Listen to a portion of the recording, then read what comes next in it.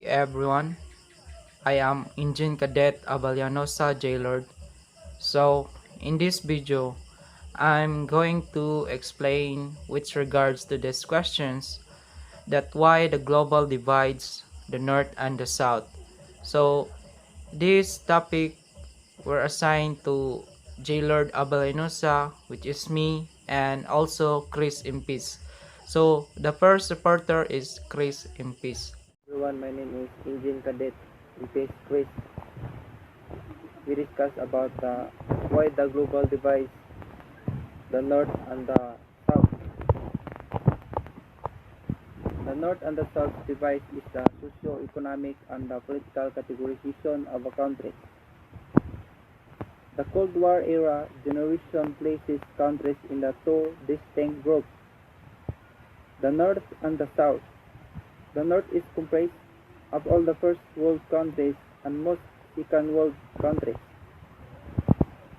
while the South is comprised of third world countries. This categorization ignores the geographic position of countries, with some countries in the southern hemisphere such as Australia and New Zealand being labeled as a part of a North. The North First World countries.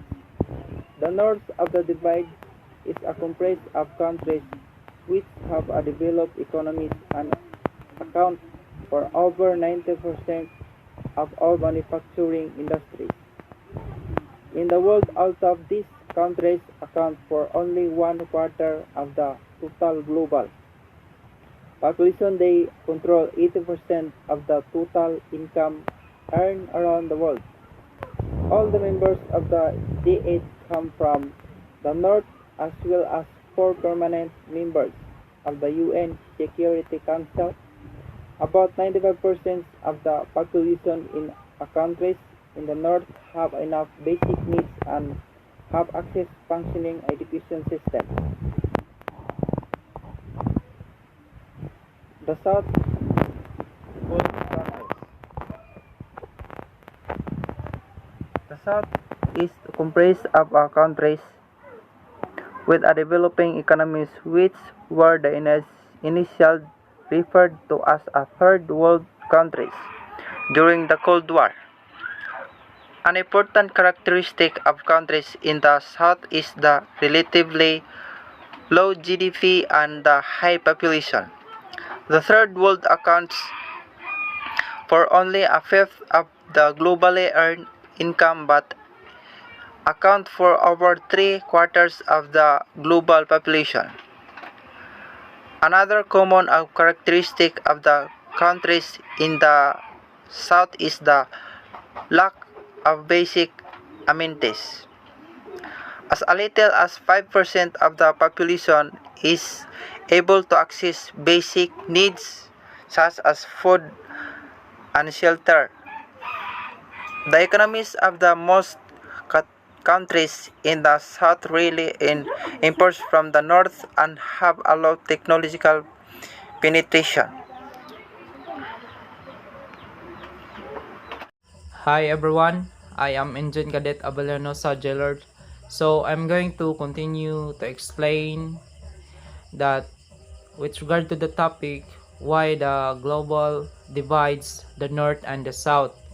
So first, what is the global North? So let's talk about first the global North. So more economically developed countries and consider the richer and more stable countries. So global north is the one of the richer and they're the one more stable countries. So countries such as US, Canada, Western Europe, and the outmost regions of the European Union, the developed countries of Asia and New Zealand are part of the global north. So also Asia will be part, which is the more developed countries. So these countries contribute industrialization and digital advancements. They have a constant economy and they can normally have a better standard of living and quality life. So next is let's talk about the what is global south. So global south is less economically developed countries.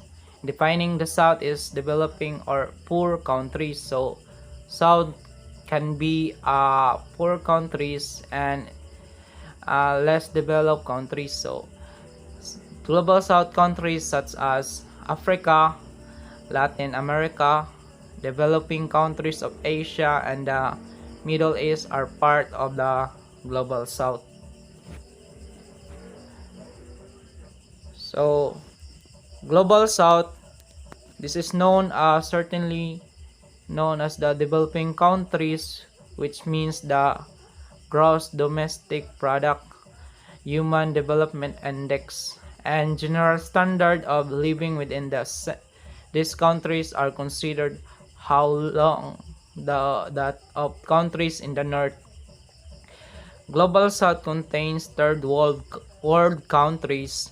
They contribute to the society mostly on their primary products or natural resources since they consist of agricultural lands, mining, fields, fishing farms, and such chat conversation in type a message.